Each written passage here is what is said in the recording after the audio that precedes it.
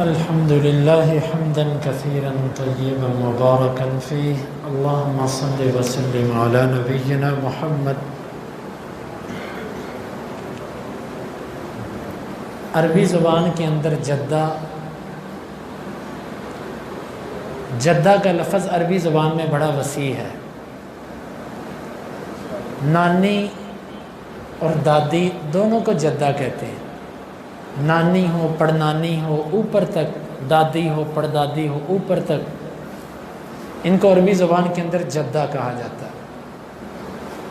ہم اپنی زبان میں اس کو دادی اور نانی کہتے ہیں، لیکن عربی میں دونوں کے لیے ایک لفظ ہے جدہ۔ جدہ کی وراثت کیا ہے؟ شریعت کے اندر جدہ کے لیے وہ نانی ہو کہ دادی ہو، اس کے لیے چھٹا حصہ ہے۔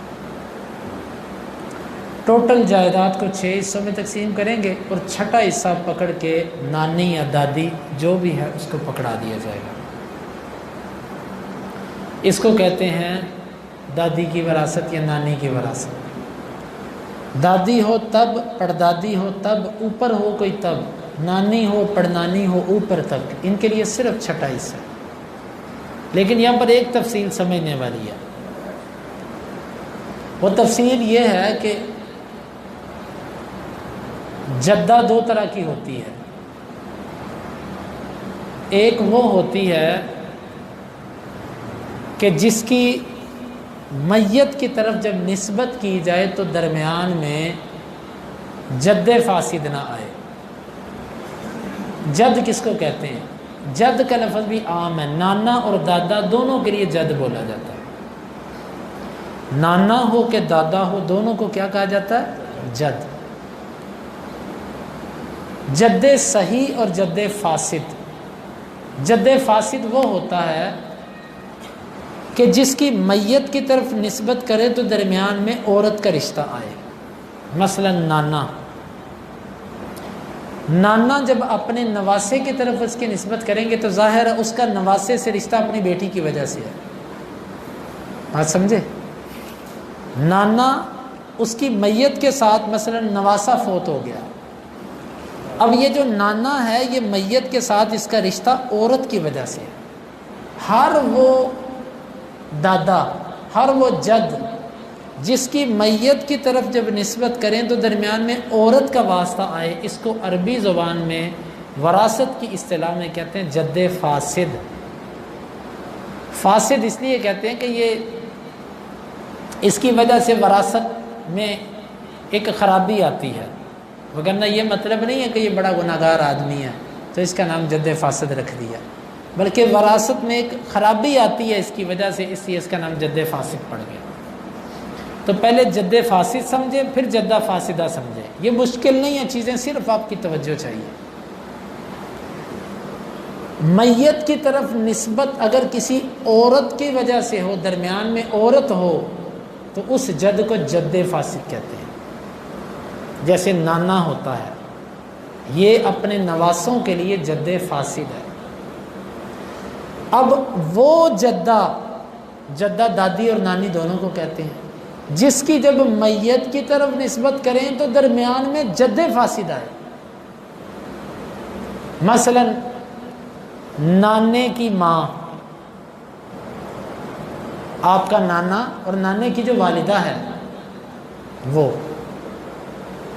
اب نانے کی والدہ کا میت کے ساتھ جب رشتہ بنے گا نا تو درمیان کے اندر جد فاسد آ رہا ہے، یعنی کہ نانا آ رہا ہے نانے کے واسطے سے، اور نانا جد فاسد کیوں ہے؟ کیونکہ درمیان میں اس کی بیٹی آ رہی ہے۔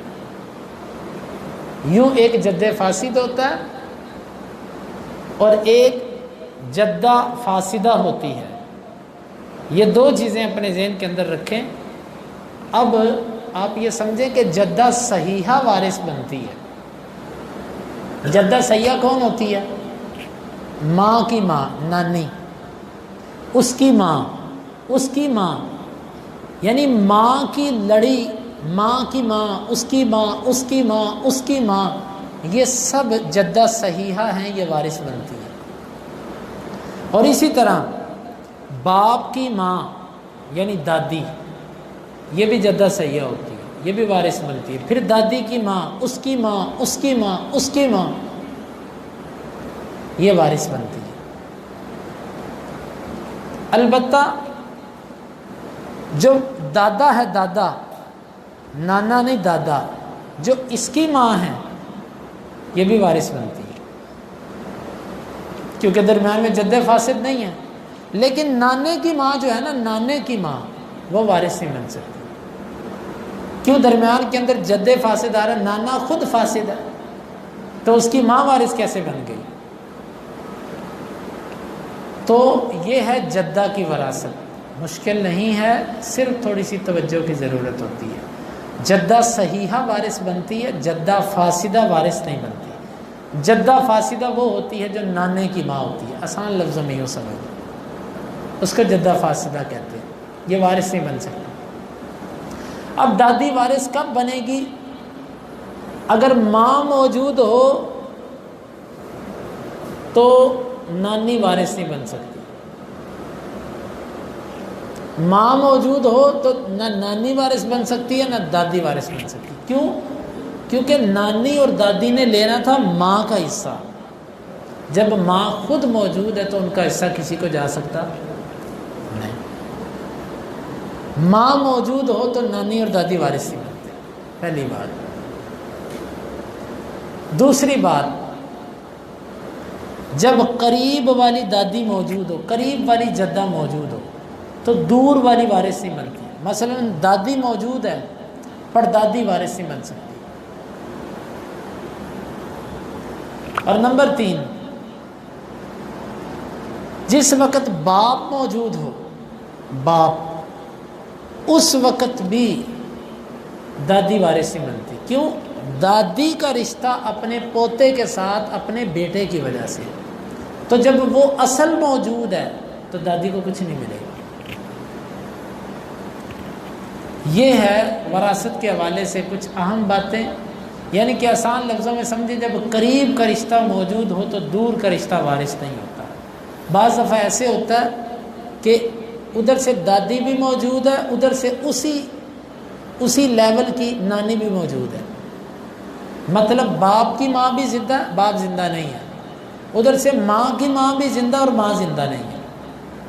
اس صورت کے اندر چھٹے حصے میں دونوں وارث بن جائیں گے۔ عمر رضی اللہ عنہ کے پاس یہ مسئلہ آیا تھا، انہوں نے کہا کہ تم دونوں اس چھٹے حصے کے اندر شریک ہو۔ اسی طرح ابو بکر صدیق رضی اللہ عنہ کے دور خلافت میں ان کے پاس جو مسئلہ آیا تھا وہ دادی کی وراثت کا تھا، تو ابو بکر صدیق رضی اللہ عنہ نے پہلے انکار کیا، لیکن اسی مجلس کے اندر محمد بن مسلمہ رضی اللہ عنہ موجود تھے، انہوں نے کھڑے ہو کر کہا کہ میں اس مجلس میں تھا کہ جب اللہ کے رسول نے چھٹا حصہ دیا تھا، پھر انہوں نے چھٹے حصے کا فیصلہ کر دیا۔ تو یہ تھوڑی سی تفصیل تھی۔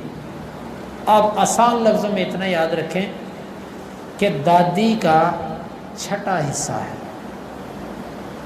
یعنی دادی کا لفظ میں نے بول دیا، دادی ہو کہ نانی ہو، عربی زبان میں جدہ کہتے ہیں دونوں کو، ان کا چھٹا حصہ وراثت کے اندر۔ البتہ اس میں جو تفصیل میں نے ذکر کی ہے یہ آپ اپنے ذہن میں رکھیے گا، اس میں تھوڑی سی تفصیل ہے، وہ میں نے عرض کر دی آپ سے۔ جدہ صحیحہ کیا ہوتی ہے، جدہ فاسدہ کیا ہوتی ہے، جد صحیح کیا ہوتا ہے، جد فاسد کیا ہوتا ہے، تو یہ تفصیل آپ تھوڑی سی سمجھیں گے، انشاءاللہ آپ کے ذہن میں بیٹھے گی۔ اللہ تعالیٰ سے دعا ہے اللہ تعالیٰ ہمیں اس مبارک علم کو سمجھنے کی اور علی وجہ البصیرت اس کو اپنے ذہنوں میں بٹھانے کی اللہ تعالیٰ توفیق عطا فرمائے۔ سبحانک اللہم ربنا و بحمدک، اشہد ان لا الہ الا انت، استغفرک و اتوب الیک۔